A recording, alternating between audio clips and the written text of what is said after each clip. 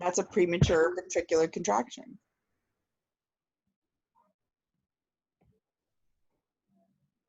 How do we know that?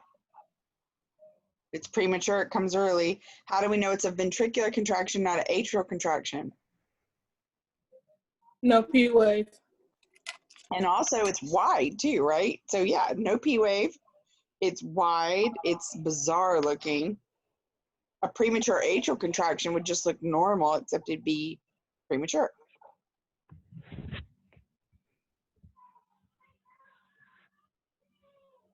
I don't look at heart blocks yet.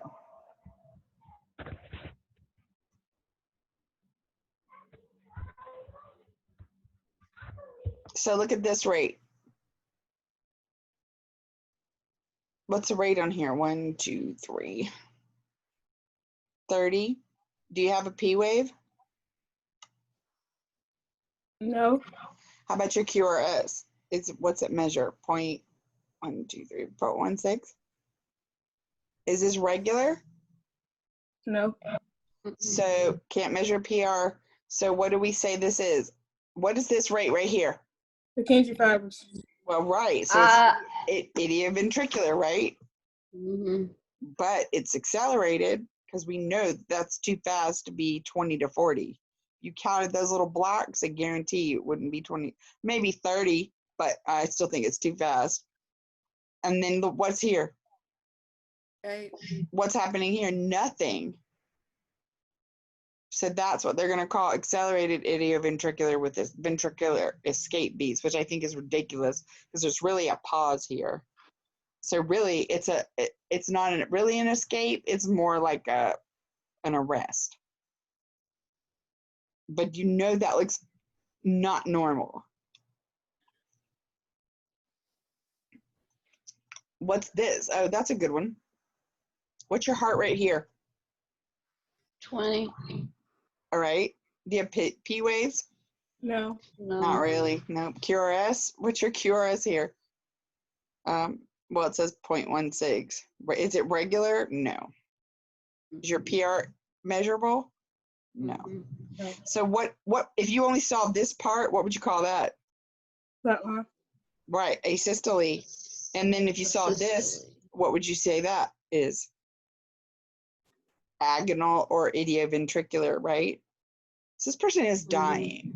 Their heart is no electrical activity, a little bit, and then really none.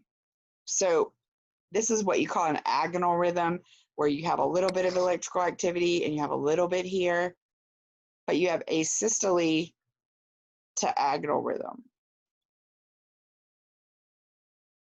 If you had this all the way across, it would be called an agonal rhythm. But really what we're saying is, like, this person is dying. Their heart is like literally fighting. Those are those last, in hospice, you would see this a lot. Like it stops and then a little bit of electricity gets through and then it stops. But we know if we saw this, the Purkinje fibers are the only thing working.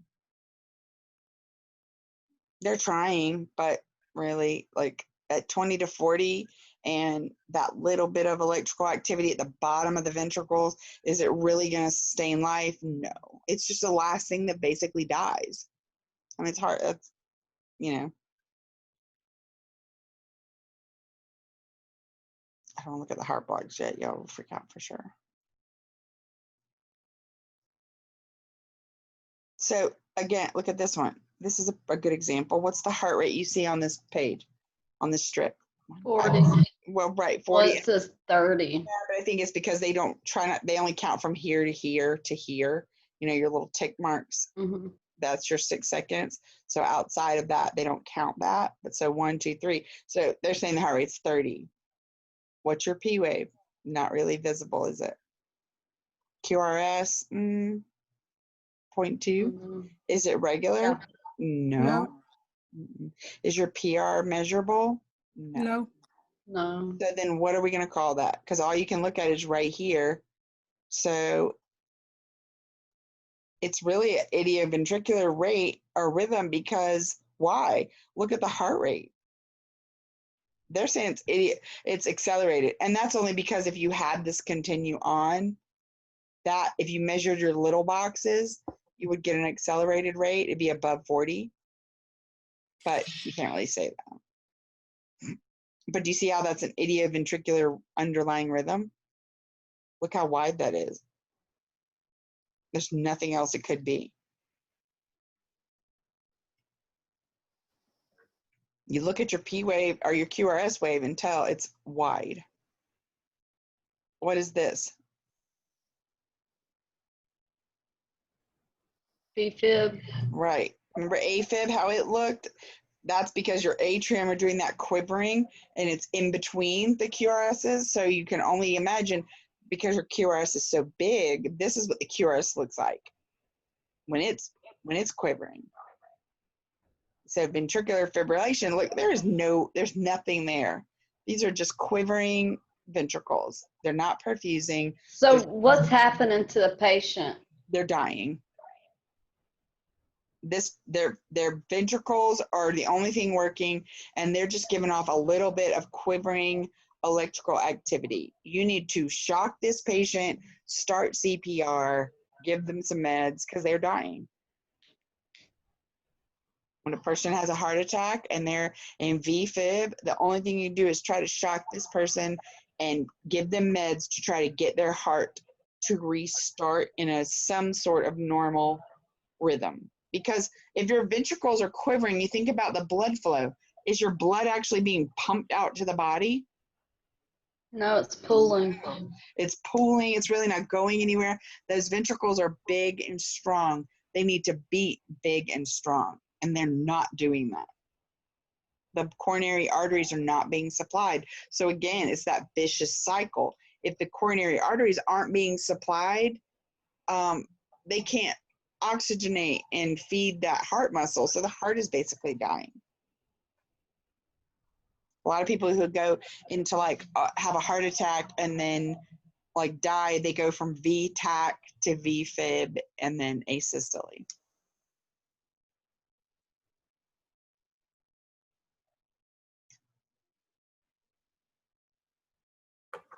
Look at this. This is V-tach. I don't know what that heart rate is. I don't know. I can't identify a P wave. It's not regular. There's nothing measurable. Those are ventricular beats. I can tell here, but look, they look different here. They all look different, don't they? So would we call that V-tach? Yes. But it's polymorphic because they look different. They look different. These look different. Polymorphic V-tach. It's just ventricular tachycardia that looks different. It's coming from different areas. That heart is dying. You've got to do something. You've got to call a code on this patient. This person needs to be hooked up quick.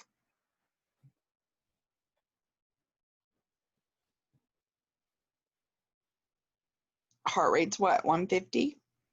No P wave. Your QRS is maybe 10, 12. It's regular. There's where your key is. Look how regular that is.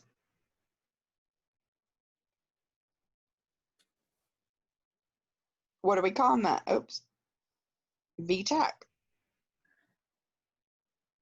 Ventricular tachycardia. Why? Look how wide the QRS is. And look how regular it is.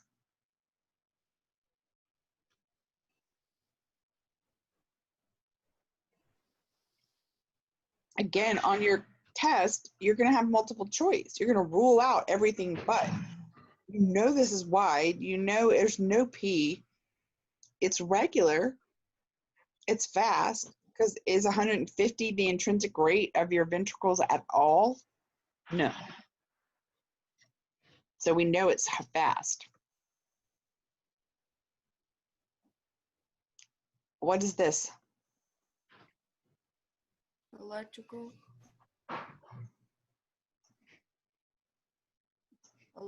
artifact. It could be artifact, exactly. So again, you might think, ooh, that's torsades. No, it's not. Look at this. That's where you're going to have to be able to identify this and be able to say, oh, that's artifact. That's electrical artifact because nothing else looks like this. So what's this? The front half of this strip is what? That beat looks good, looks good, looks good, looks good. 2, 5. I would say that's normal sinus rhythm, right? Or sinus rhythm right here. Mhm. So, and then what happens? VTAC. Exactly. Ventricular tachycardia. Look how fast that is. So we know it's tachy. Is it ventricular? Yes. Look how wide it is. Look how uniform that is. Like that. Actually, this person was going along and started having a heart attack. Went into VTAC. What are we going to do about that? Well, A, we're going to call a code, and then we're going to bring the code card in, and then we're ultimately going to do what to this person? Shock 'em. Shock him. If you took CPR, you know. If you put those pads on that patient, that AED is going to tell you to clear because they're going to shock them because they're picking up the fact this person is now in VTAC. You see how VTAC looks so different than this idioventricular rhythm? What is happening here in the idioventricular rhythm? Accelerated. Who's beating though? Ventricles. What part of the ventricles? Purkinje fibers. Yeah, look how wide it is. Look how wide. It's slow. Well, it should be slow, but it's not. It's accelerated. So if our beat is 75 beats per minute, no P waves. Our QRS is what, 0.12? It's regular, but it's really wide and bizarre looking like that. That's our idioventricular rhythm right there. It's just accelerated because why? If it was normal idioventricular rhythm, it would have a heart rate of what? 20 to 40.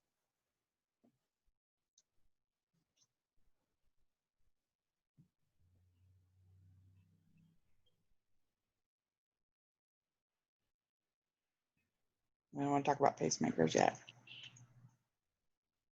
How about this one? Atrial fib, right? First 3 or 4 beats. Does that look like atrial fib to you?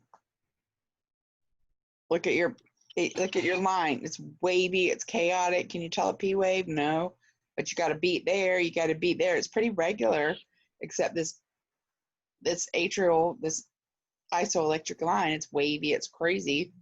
I would call that atrial fib all day long. And then what happens? Late beat. Yeah, it's a late beat. It's a ventricular escape beat. Look how you can tell the difference. Look how wide this is. The ventricles picked up here and started kicking in. It says atrial fib, controlled atrial fib with that ventricular escape beat. Look at this, sinus rhythm with what? Bigeminal PVCs. Look how one after every one. So every second beat is bigeminal PVC. This is PVC. Those ventricles are trying to beat faster than they should, or ahead of time. Something is irritating your ventricles. Something is happening in your heart. It's not right.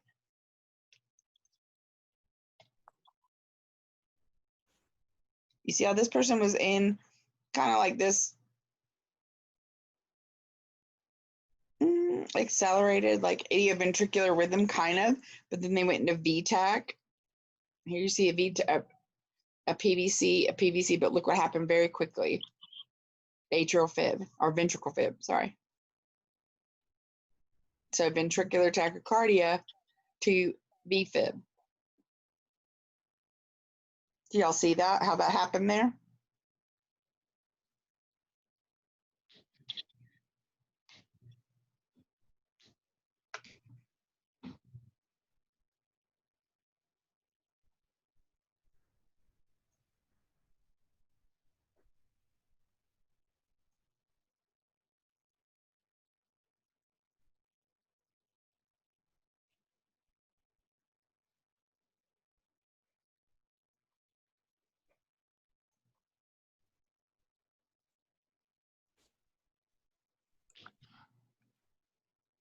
We're not going to talk about heart blocks. I want to know about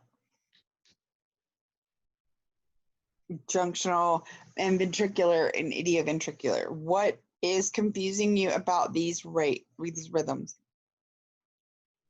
if anything?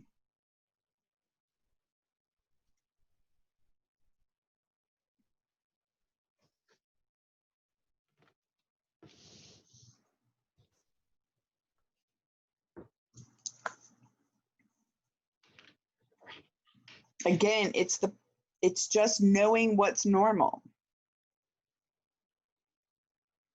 Let me see if I can find the others. Hold on a second. Everybody's so quiet. Y'all still worrying about the other test? Hold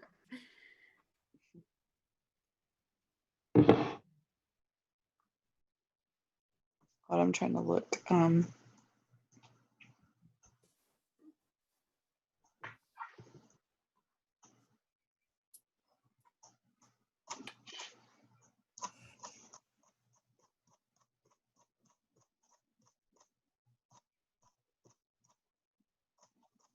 Everybody's so quiet.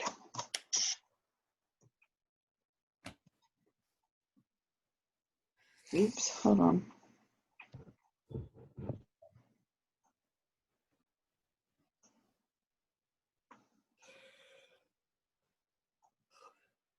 I think everybody's tired. Did y'all already get this straightened out for your lab review? No. Did they already tell you what day and time you're coming to school for your lab? No. Next Tuesday. Is it next Tuesday? Mm-hmm. Yeah. Yeah. During regular class time. And I believe that Carolyn's going to have to do it because I will just let y'all know that I have been exposed to someone who is COVID positive. Yep. What? So Oh my gosh. so I will not be there because I will have to. I'm going for tomorrow for the official test, but because I've been exposed to someone who's positive, which honestly, we're probably all exposed to someone who's positive if you've been out and about anywhere, especially in this area because we're now considered a hot spot, that we're all pretty much exposed. So, I mean, honestly, but I had to reveal that just because I have to as a healthcare professional. But yeah, someone that that my daughter was out with on Friday was positive, and now she's been at home. So I've literally been exposed to it. And we're going tomorrow, but we're probably all positive. We're probably, I mean, I'm not too worried about it, but I feel like we've been exposed. But again, I can't come to class and lab if I'm positive or exposed. So I'll know tomorrow, but it's probably I am, there's. Do you feel bad? Not at all. No. I did have a low grade temperature over the weekend and a little tired, but I just chalked that up to menopause.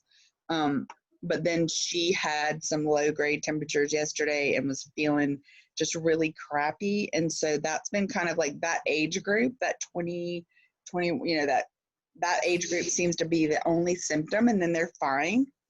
And I feel like that's probably common. And with the way Clemson right now, they're having a meeting tomorrow. I know, like a town meeting to discuss like what they're going to do. I feel like they're going to do like Greenville and make mask mandatory. Yeah, But everywhere you go.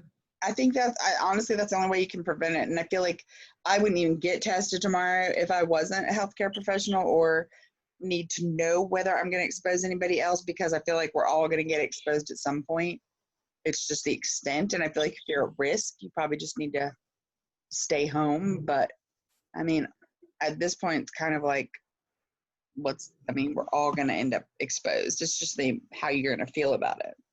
I mean, I'd rather just get it over with. I mean, the way it's going, like Clemson is a hot spot now, and Seneca, Oconee County, it's just because we have a lot of people returning. South Carolina was very lax on masks and their restrictions. Like, I have friends in New Jersey, New York are still under that mask restriction, and they're doing fine. Our numbers are growing because we're not under that restriction. We just kind of been careless. So I was saying, if you've been to the store or you've been anywhere without a mask, then you've probably been exposed. I mean, honestly, at this point, it's just how you feel. I feel fine. I actually wouldn't go get tested if it didn't make a difference in where I went. So again, I'll probably have to self-quarantine for 2 weeks because I'm pretty sure. I mean, I was directly exposed to someone who was symptomatic because they ended up getting sick from it. But he was fine. You know, he's a younger 20-year-old that had some fever and felt kind of crappy for a day, flu-like symptoms, and then was fine. That's what they're getting. So, yeah, I mean, Yeah, the numbers are growing. they are, and I think that's anywhere you go. And I feel like the only thing you can do is protect yourself with a mask, keep your hands clean, and keep your distance. And like make sure that you just take those precautions before you go. And like, I wouldn't go see my 80-year-old mother because I wouldn't want to inadvertently expose her. But will I go, to my mom's march and rally on Saturday? Yes, I'll wear my mask and I'll keep myself distance and clean my hands. That's all you can do at this point. But I probably won't be in lab to be close enough to you guys to put those on because I knowingly have been exposed. So Carolyn or Jessica will have to be there to do that. Now, Jessica, she did message us about next Tuesday, but she said to ask you about what to wear. Do we wear? Well, I guess she will have to let you know. But I mean, really, the only thing you'd want to wear to lab is just something comfortable because you're really just going to be playing with those mannequins that have the magnets where the leads are placed, and like practicing on each other where to do your EKGs and where to put and it's good practice before you go to any kind of clinical just because it gives you that hands-on. Yeah, so you're not so nervous. Right. So you're not nervous, you know what you're doing, and you've done it. I think that's the main thing is like I said, last semester I had my daughter come in and wear her sports bra and her leggings because she could care less. And it was good to have that hands-on practice. Like you're interacting, you're, putting them in the right place, you're making sure so it's good to have that.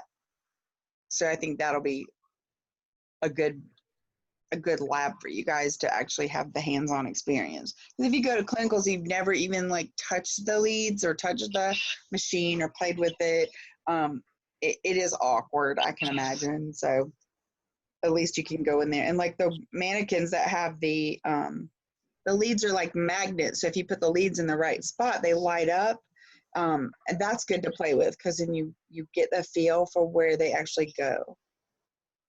And again, when you go to clinicals, everybody's going to be different in every place and their machines are going to be different. So you can always ask. I wouldn't worry about that. I would ask if I was going to go somewhere to do clinicals and get like the EKG machine. I would say, show me how to use this. Every machine is different.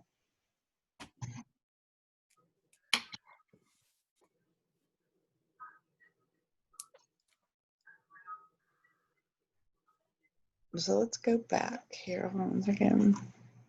So yeah, I'll let them know tonight. I'll call Jessica and let her know. Because we just found out today that like the person was actually positive. So I need to call and let them know.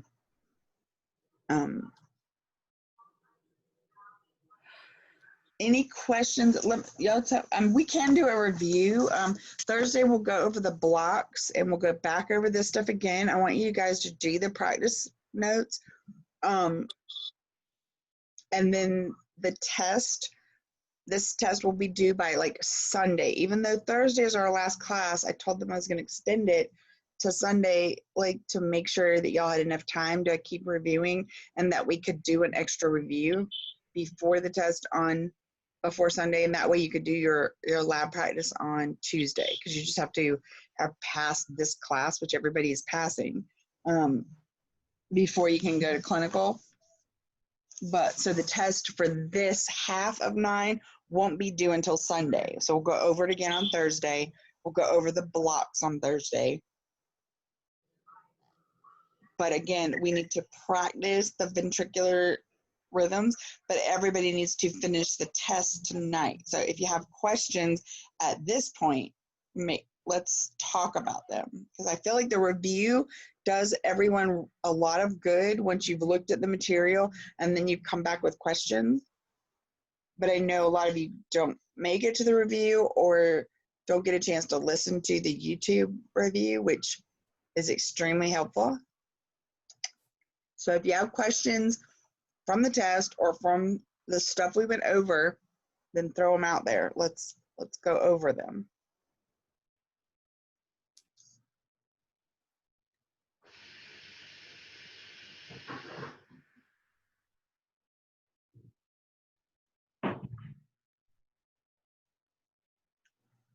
Did everybody read the rest of chapter 9?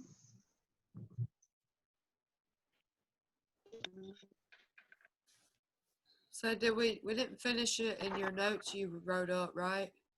What do you mean? The ones before we went to all them rhythms. You mean no, we didn't finish. We didn't do the blocks. Okay. I don't want to do the blocks yet until y'all are confident with the ventricular rhythms, because the blocks seem to freak people out, which to me I love the blocks, they're easy. But I want to make sure that y'all are okay with the ventricular rhythms, the atrial rhythms, like that y'all are good with knowing what a PVC is and a PJC. It's a lot of words, but if you know what the words mean, you can figure it out. That's why I'm like, if you have questions, ask me, because that's the only way you're going to really know.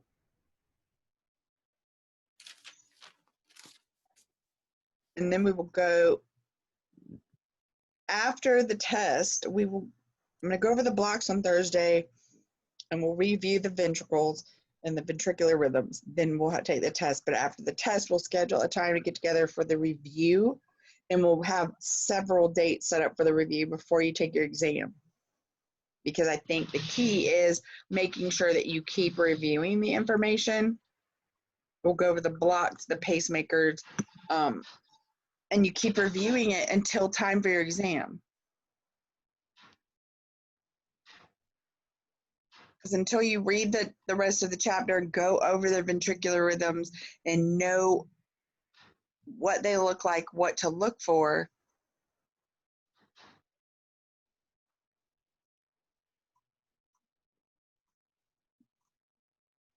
let me look at this, hold on.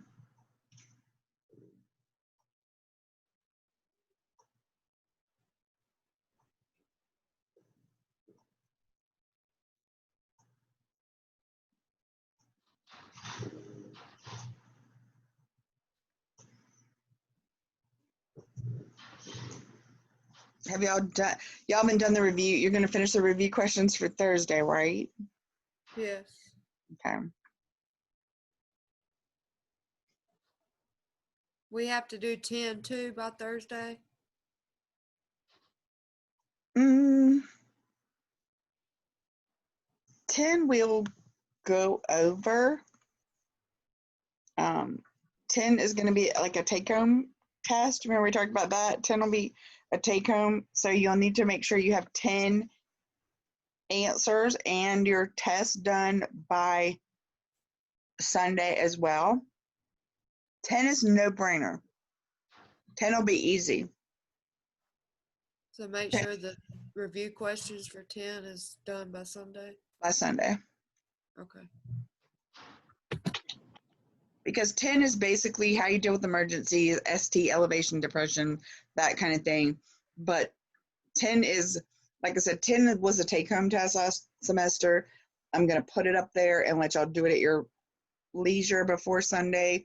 You can use the book to go. I mean, it's basically knowing like what to do in a code situation for you guys. It's not like a huge part like this. Like, it's definitely something that you guys will not have a problem with.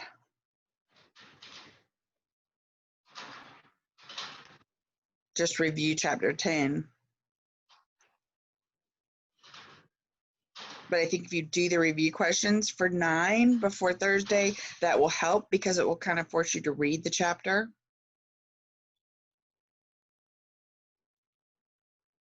Let me see.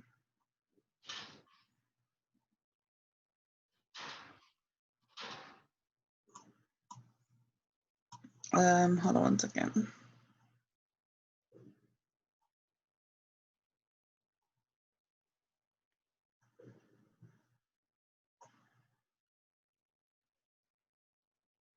You guys will do fine. I know it seems like a lot, but you'll be fine. Let's see.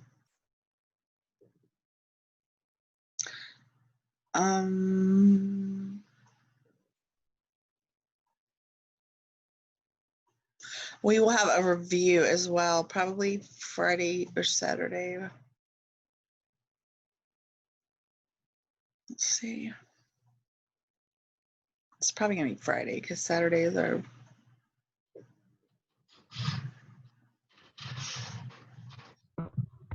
Hold on 1 second. Let's see. Let me try this. Does anybody else have CPR Saturday?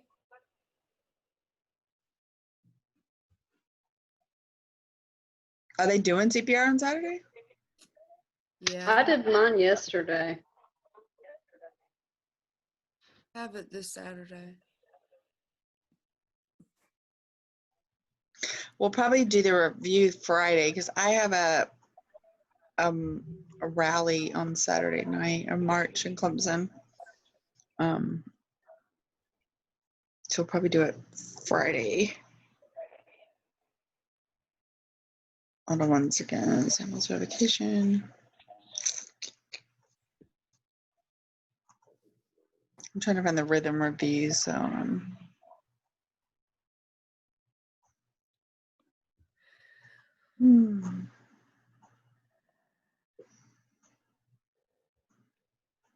well, goodness, what are they?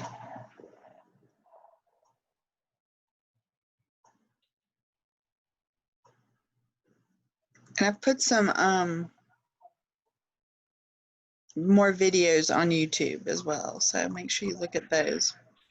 Those help you to understand all the different types of rhythm. But again, if I was taking this test, I would write down all the rhythms that we've studied and what makes them different and what's unique about them. Are they regular? Are they not? And then you can rule out as you go. Like, if it's regular, it can't be this. If it's irregular, it can't be this.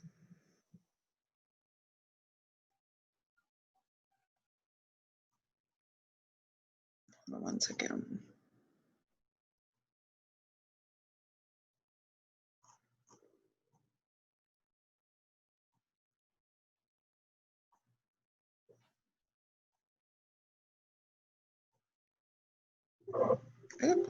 Oh, Lord.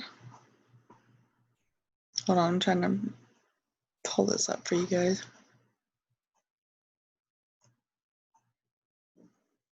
Test notes, let's see.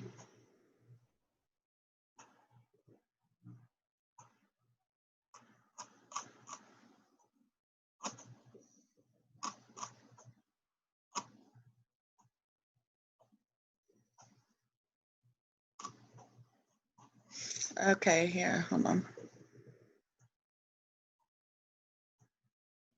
Okay, y'all see these notes? They're just like random notes that are highlighted. Mm-hmm. So I will send you guys these notes, but they're actually notes that I took based on my last classes, like not the final, but the next to final. Actually, it was the final. And it well, let's see, atrial fib. So we got through those, but like, so what do you know about junctional rhythms? They start in the junction. That's where it's located in the ventricle. So there's a P wave. Is there a P wave? No. Right. So I'm going to send you these to you guys. I want you to review that. That would indicate the rhythm start in the atria. A rhythm that starts in the junction would have a retrograde effect so that you would see a P wave that's inverted or no P wave. You would not make this mistake for a wandering atrial pacemaker because automatically you would see if there's a P or not. So again, what that's telling you is look for your P wave, right? Atrial fib cannot be mistaken for sinus arrhythmia, right? Is it regular? Is it not? Multifocal and unifocal. Know the difference in those two. Idioventricular and accelerated idioventricular rhythms. Remember, like 3 or more is a rhythm. Where does it come from? What's its intrinsic rate? So if the rate is 60, then it's accelerated. The QRS is wide, it's bizarre, it's regular, there's no P wave. Accelerated or not depends on the rate. So just remember your intrinsic rates of all these different spots along the conduction system. Torsades, it's still VTAC. Torsades is just whatever word, French, Latin, whatever it is, means twisting. It's going to have that twisting effect. VTAC, it's a lethal rhythm. VTAC requires immediate attention or defib, right? Do not call it a ventricular rhythm unless you're sure that only the ventricles are beating and it is irregular. Sinus or SVT and sinus tach are normal rhythms. They have a P wave, a QRS, and a T wave. They're just fast. VTAC is only beating of the ventricles, right? Know the difference in VFib and atrial fib. VFib is lethal.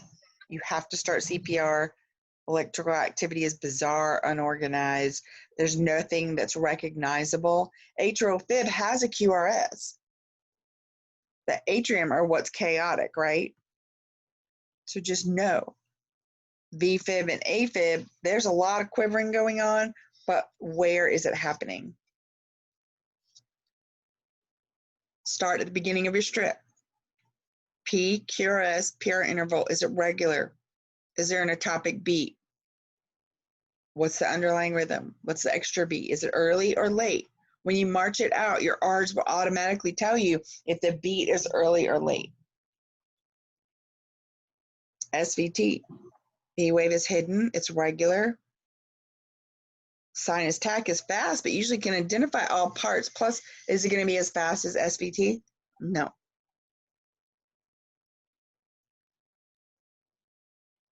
These are good like hints to help you with your final with the certification.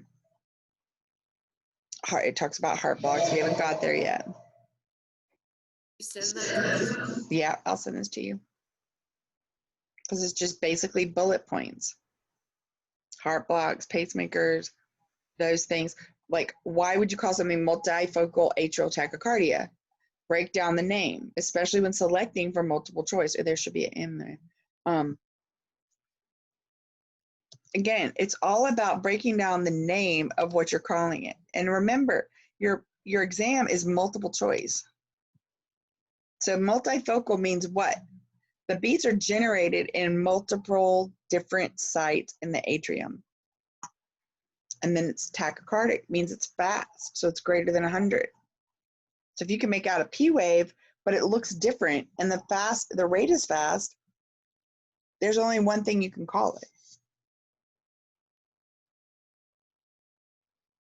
Know the difference in VFib and AFib. People mistake that all the time, which VFib, are you going to have a QRS that's identifiable?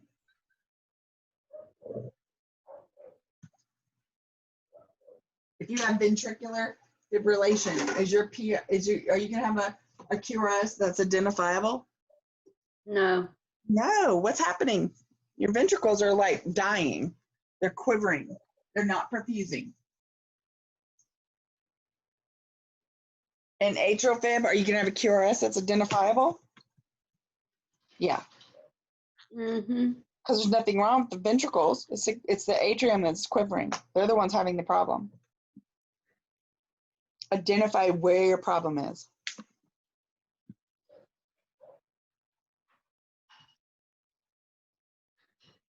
What do you know about junctional rhythms? Where do they start?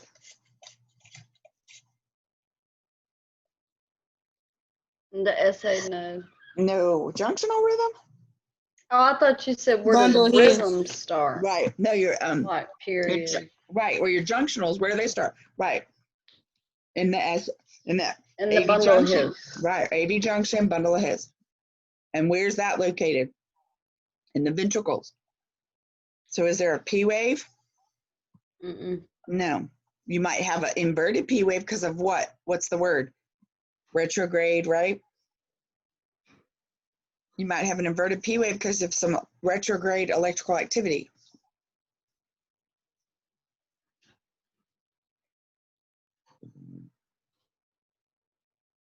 I'll send this to you.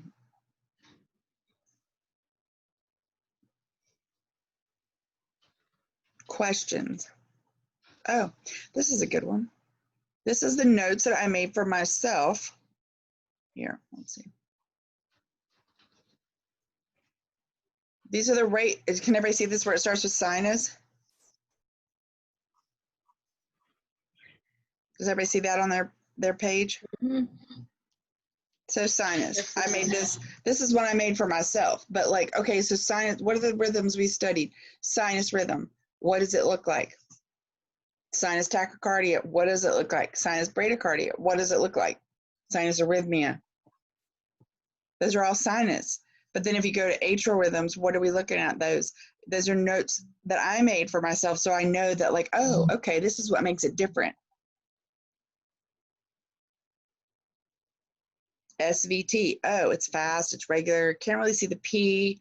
PR is not measurable, but you have a narrow QRS. It's regular.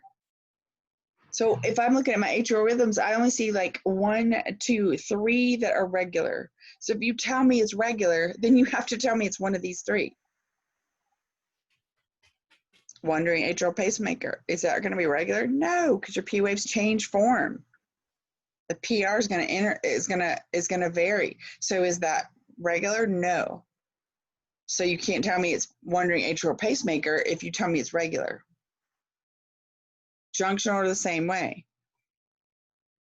Underlying rhythm is normal or tachycardic. It depends on the rate. But it's probably irregular because you're premature junctional contraction. Your P wave is inverted. It can be before or after. You just have an abnormal beat thrown in there. Junctional escape rhythm. What's your rhythm? 40 to, or your rate, 40 to 60. Is it regular? Sure. P waves are inverted or absent. Your PR is going to be very short or not even measurable. Accelerated junctional. Where's your P wave? Is it regular? Those are things you ask yourself. Those are things that you look. If you tell me it's regular, then you can't tell me it's an accelerated junctional rhythm or irregular. So if you say this is an irregular rhythm and it's accelerated junctional, you can't put those two things together.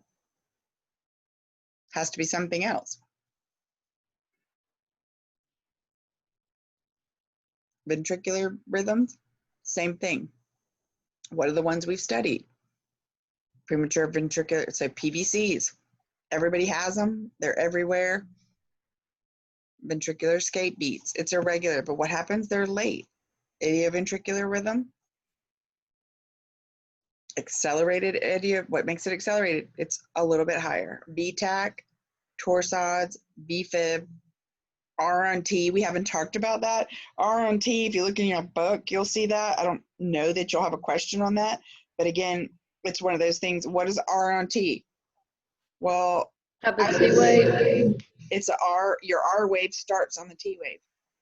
I mean, if I just looked at the name of that, R on T, it's bizarre. The QRS, the ventricular tachycardia or fib is happening on the T wave. That is telling me that your ventricles are never recovering. They're just kind of beating like haphazardly. Your QRS lands on that T wave. What's happening in the T wave?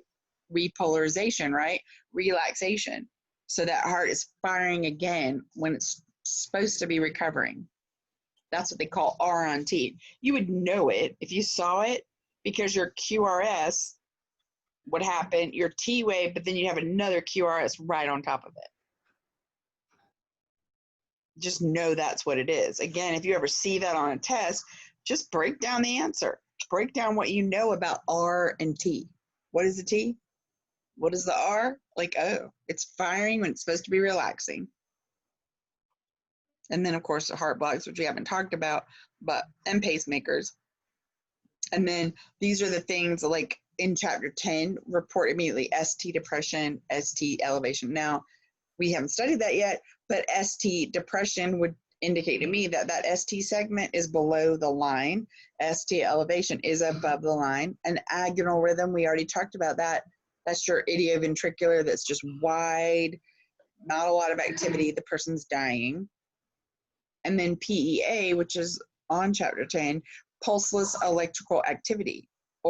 That's showing me that there's electrical activity. The person doesn't have a pulse, meaning that heart is doing what it should, but it's never making out of it the ventricles. You might even have a pulse that looks normal, a rate or rhythm on EKG, but the pulse is absent. That's pulseless electrical activity. You will see that. You'll probably see that on a test, but it'll look like normal sinus rhythm, and it'll be handwritten on that says, patient has no pulse. What are we calling that? Well, they have electrical activity, but they don't have a pulse. So it's pulseless electrical activity.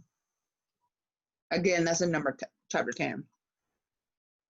But it is, there's no mistaking what that is. They have electrical activity but no pulse. It's exactly what the word is, pulseless electrical activity. Some of this is memorization. Some of it is just knowing what normal sinus is and then what irregular is.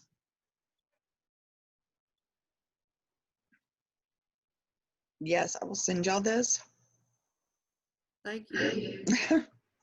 But that will be, of course, that's review as well. But any other questions on this stuff? Oh, that's totally confusing you, or do you need time to process all of this?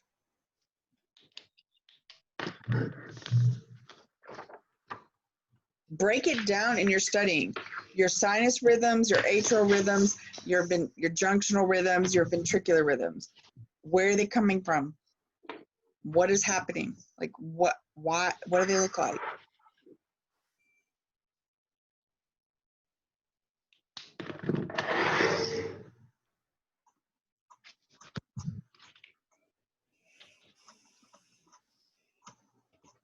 I have this study guide for the PCT class that we did. It was, the PCT test, when you take it, you have to, it's like 10 different parts. And so part of that is the ECG part. I think there was only like 10 questions on the whole thing, but we had to review the whole thing. I will send y'all that as well. That's a good study for the certification exam. I wouldn't worry about it right now, but before you take your cert test, I would look at it because it really is everything we've done. This is what we did when I did the PCT review for my part, for the EKG part.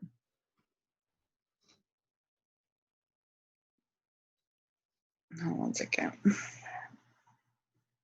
Oops. So who wants me to restart the exam for them? Me.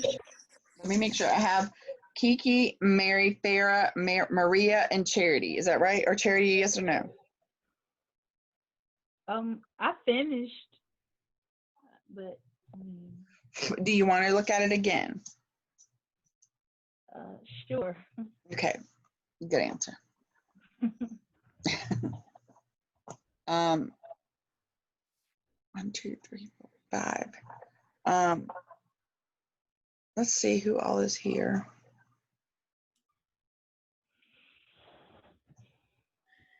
We will get through this.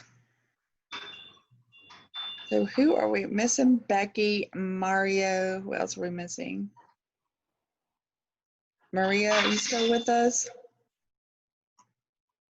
No. So I think that would be it, right? No. Who else? We're missing Maria, Mario, and Brianna. Becky. Oh, and Brianna, are you not here anymore? She was, wasn't she? Yeah. Got lost. Okay. Yeah. Well, it's been nasty out, and I don't think the Wi-Fi's been great. Yeah. 1, 2, 3, 4, 5. Okay. I'll go back in and fix the test. So that y'all can look at it again. Those of you who are not taking it again. When will we know our final grade for the class? Like the average? Monday. Okay.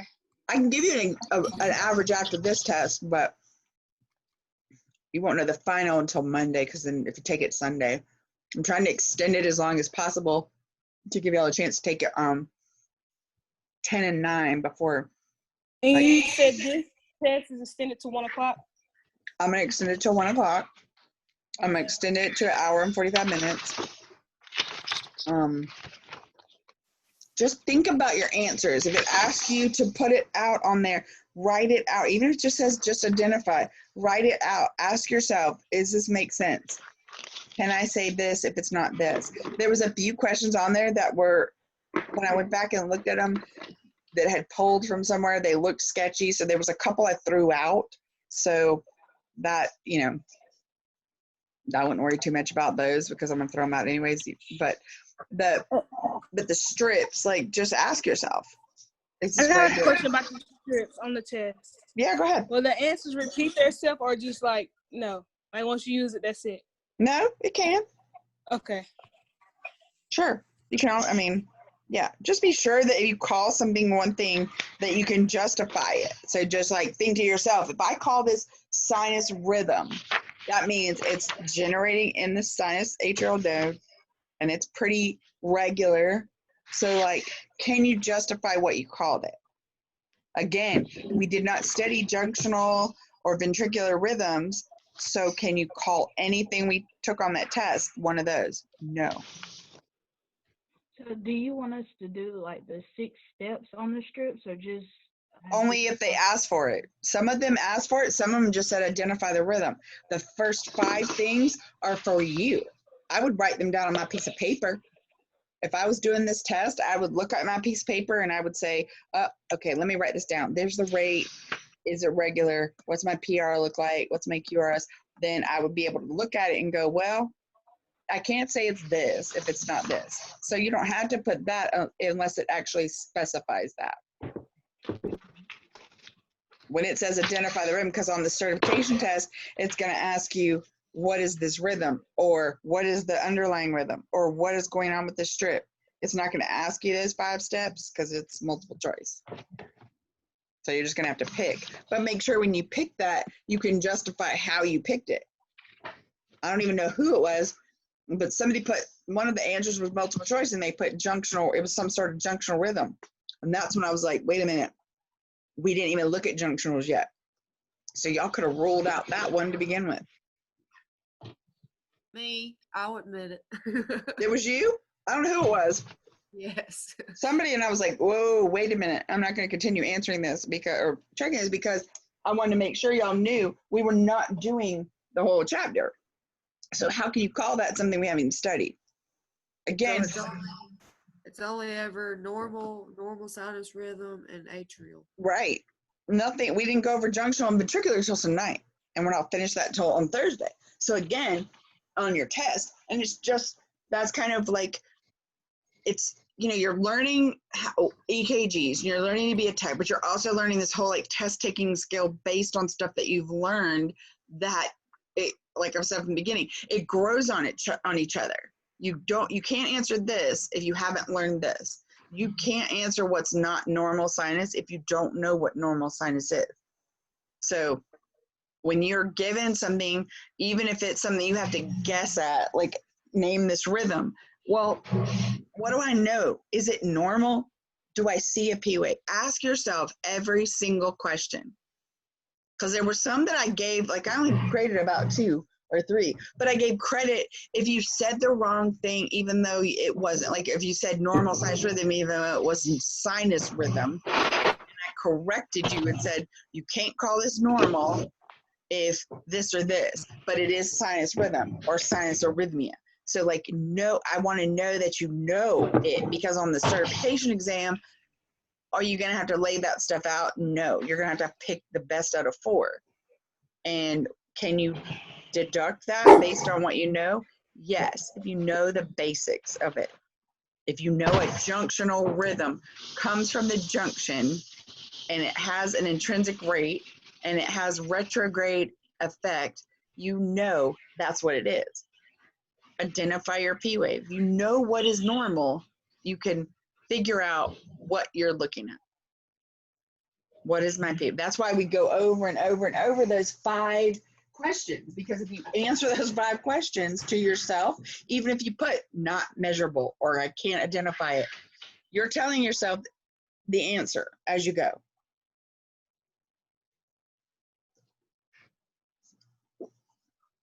So just use a reference, make sure you're like asking yourself. There was a couple of them that were wonky that I threw out. So like if you get to that, and don't let it like make you frustrated. I don't know. There was one that was worded kind of weird. So that's not a problem. But honestly, I've graded a couple so far, and there have been like really good grades on this test. And some that like I realized that there might have been some miscommunication. So that's why I'm like, okay, maybe we need to. There's advantages and disadvantages to doing this class online. Y'all know what the advantages are and the disadvantages. Use a reference guide. If you're in the hospital and you do an EKG and it looks wonky to you, can you pull out a piece of paper in your pocket and say, okay, this person has a QRS. I don't see a P wave. Their rhythm is really slow. Their rate is 30. My God, I think they're like in some kind of idioventricular rhythm. I need to go tell someone. Did you learn what you needed to learn? Yes. It doesn't mean you have to diagnose and treat these people. It's just recognizing or referencing what you know.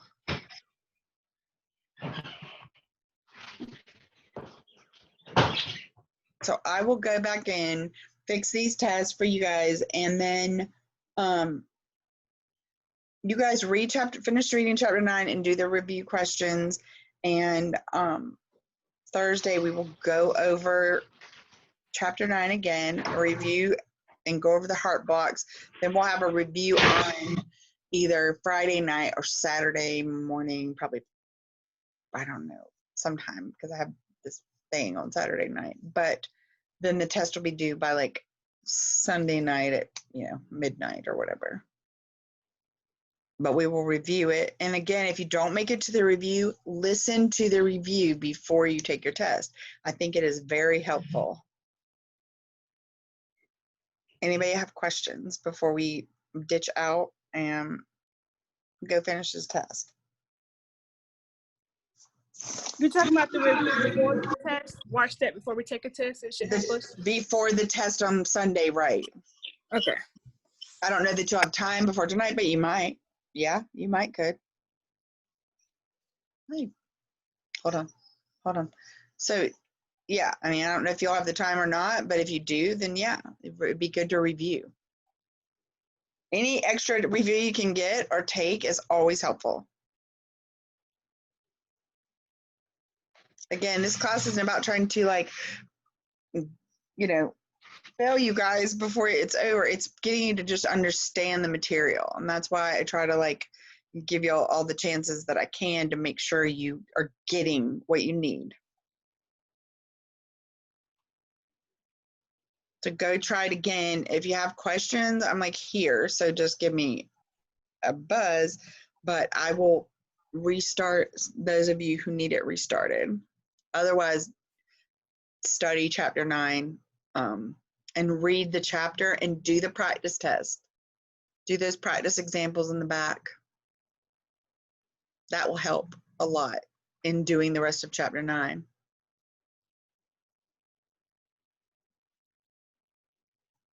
Okay, anybody have questions?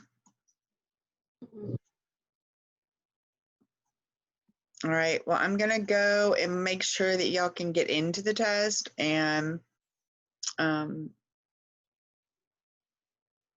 if anybody has problems getting in, just give me a call. Okay. Okay, and if anybody has questions, let me know. All right. All right. Thank you. Have a good night. You too. Thank you. All right. Bye. Good night, you guys. Bye.